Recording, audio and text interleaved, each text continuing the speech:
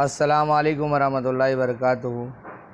آپ لوگ کو جیسے پتہ ہے کہ ہم نے آپ لوگ کو ہوم ورک لکھ کر دے رہا تھا، آپ کو اپنی کاپی میں اسے اتارنا تھا اور سوالات کے جوابات ڈھونڈنا تھا۔ تو اب میں نے سوچا کہ آپ کو کوئی تکلیف نہ ہو، بار بار آپ موبائل دیکھیں، کتاب دیکھیں، بہتر ہے کہ ویڈیو میں ہی میں آپ کو سوالات دے دوں تاکہ آپ ان سوالات کو سامنے رکھ کر کے آپ جوابات اپنی کاپی میں، اپنی نوٹ بک کے اندر، اپنے بیاض کے اندر آپ لکھیں۔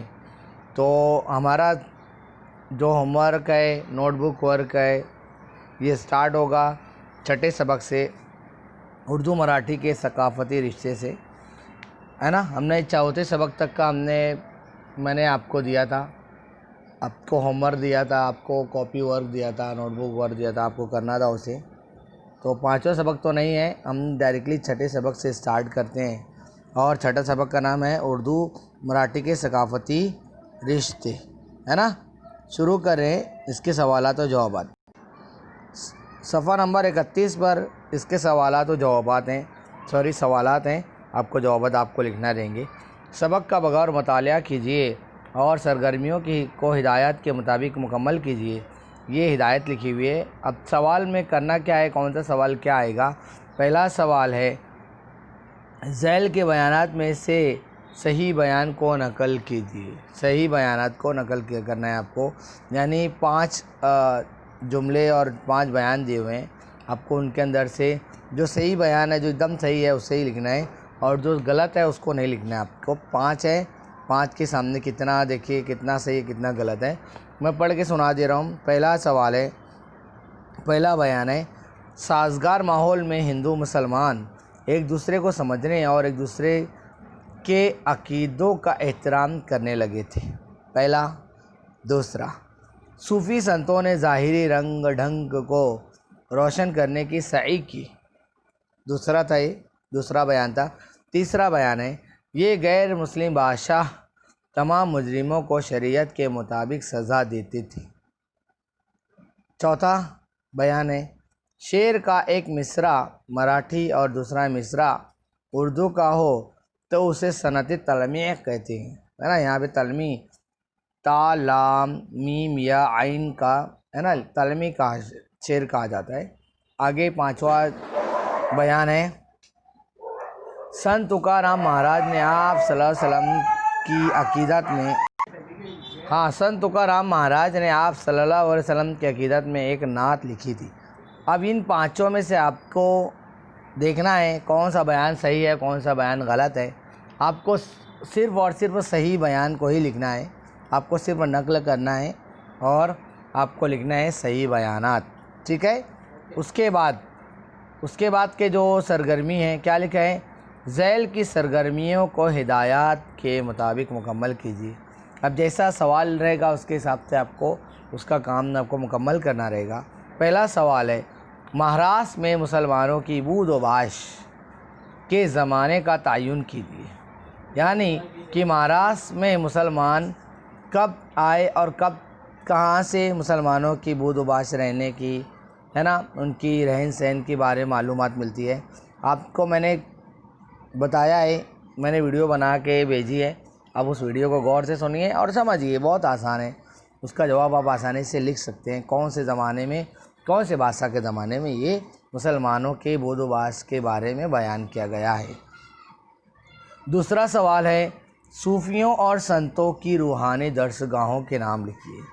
صوفیوں اور سنتوں کی روحانی درسگاہوں کے بارے میں، یعنی جہاں پہ صوفی اور سنت لوگ بیٹھا کرتے تھے، لوگ ان کے پاس جا کے اپنے معاملات اور اپنے جو بھی قسم کی پریشانیاں ہیں اور ان سے جو لگاؤ ہے اس کے لیے جو جاتے تھے، وہ درسگاہیں کہلاتی تھی۔ تو ان کے بارے میں آپ کو لکھنا ہے، صوفی لوگوں کی روحانی درسگاہوں کے نام کیا تھے اور سنتوں کی روحانی درسگاہ کے نام کیا تھے، ٹھیک ہے۔ تیسرا، جس صنف میں ذکر دم، ہے نا، ایسی صنف آپ کو بیان کرنا ہے جس میں ذکر دم کا تذکرہ ہے، اس کا نام لکھنا ہے، اس صنف کا آپ کو نام لکھنا ہے۔ چوتھا کیا ہے، سبق میں مذکورہ 4 صوفیوں کے نام لکھیے۔ کتنے صوفیوں کے نام لکھنا ہے آپ کو؟ 4 صوفی، ہے نا، جو اللہ کے ولی ہیں، جو صوفیوں کے نام چاہ رہے ہیں وہ آپ کو لکھنا ہے۔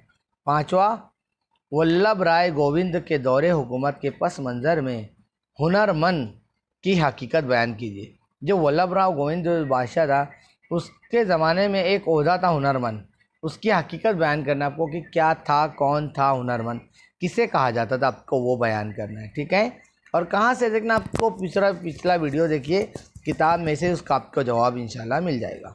छठा सवाल है सूफ़ी संतों के लिए इस्तेमाल किए जाने वाले दूसरे अल्फाज लिखिए।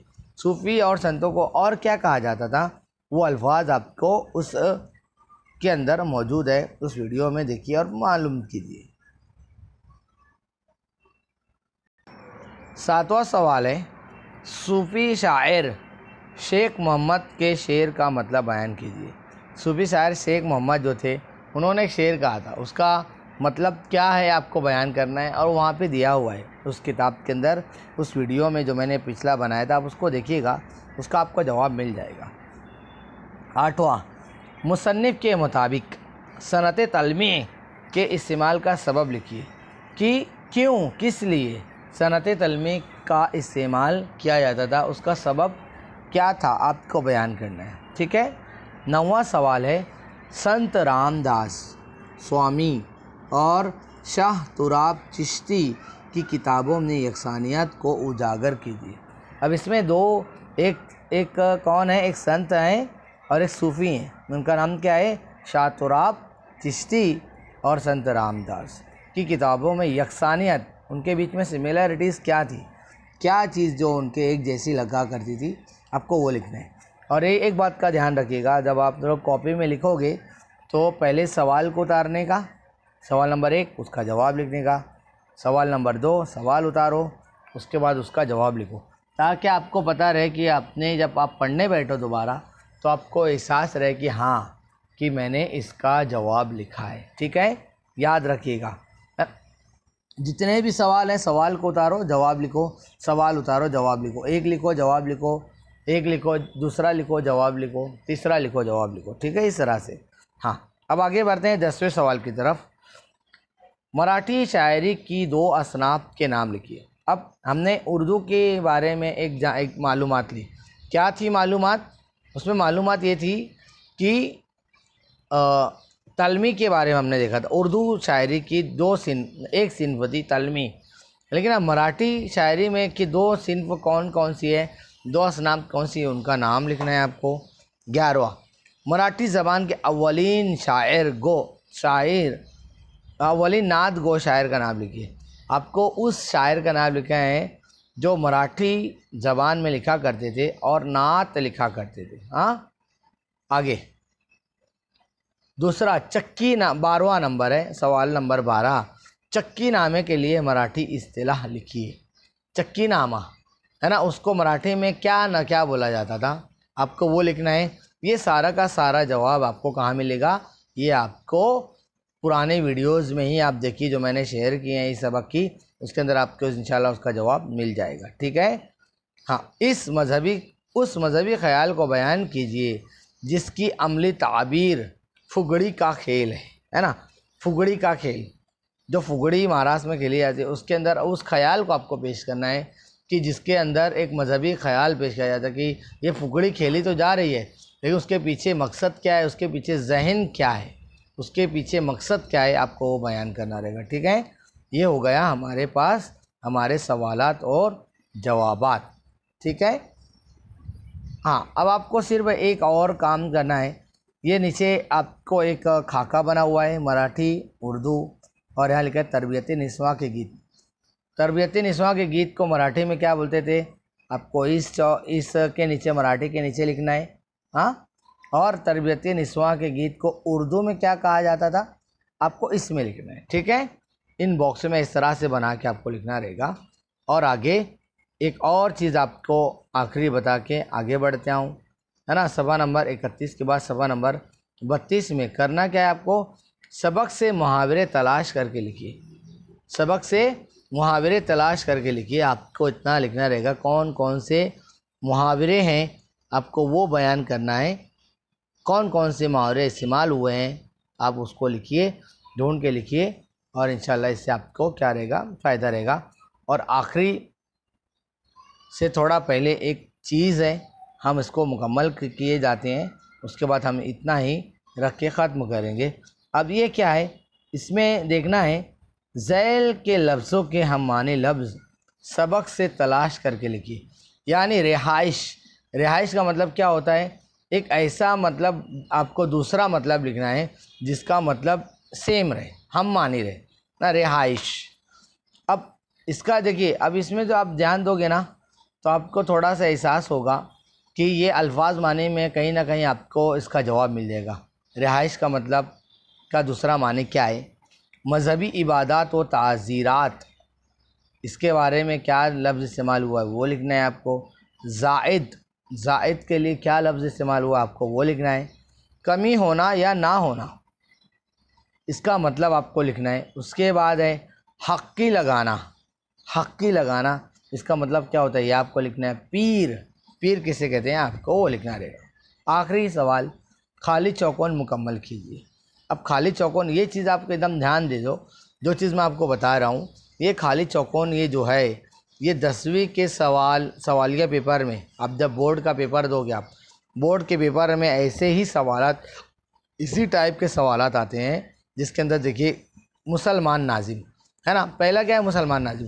اب آپ کو یہ ویڈیو دیکھنا ہے، سبق پڑھنا ہے، اس میں مسلمان ناظم کو کیا کہتے تھے آپ کو یہاں پہ سامنے کے اس باکس میں لکھنا ہے، ٹھیک ہے۔ اس کے بعد مراٹھی صوفی شاعر کون تھا اس کا نام لکھنا ہے۔ اس کے بعد مراٹھی سنت شاعر کون تھا اس کا نام لکھنا ہے آپ کو تیسرے نمبر پہ۔ چوتھا مرثیہ، مراٹھی ادب میں ہے نا، مراٹھی ادب میں مرثیہ کو کیا کہا جاتا ہے آپ کو وہ لکھنا ہے سامنے کی طرف۔ رمزیہ ہے نا، رمزیہ نظمیں ان کو کیا کہا جاتا تھا آپ کو وہ لفظ لکھنا ہے۔ ناگ پنچمی کا کھیل، اس کے لیے کیا لفظ استعمال ہوا ہے آپ کو سامنے کے قوس میں لکھنا ہے۔ پھگڑی نامے کی تعلیم، یہ کہاں پہ ملی، کیا ملی، اس کے بعد میں صرف ایک الفاظ آپ کو لکھنا ہے سامنے کی طرف۔ چکی پر گائے جانے والے گیت کیا کہلاتے تھے آپ کو ان کے بارے میں لکھنا ہے، ٹھیک ہے۔ ہم یہاں پہ ہمارا ویڈیو ختم کرتے ہیں، انشاءاللہ دوسرے سبق کے لیے ہماری پھر سے ملاقات ہوگی، تب تک کے لیے اپنا خیال رکھیے گا۔ السلام علیکم ورحمۃ اللہ وبرکاتہ۔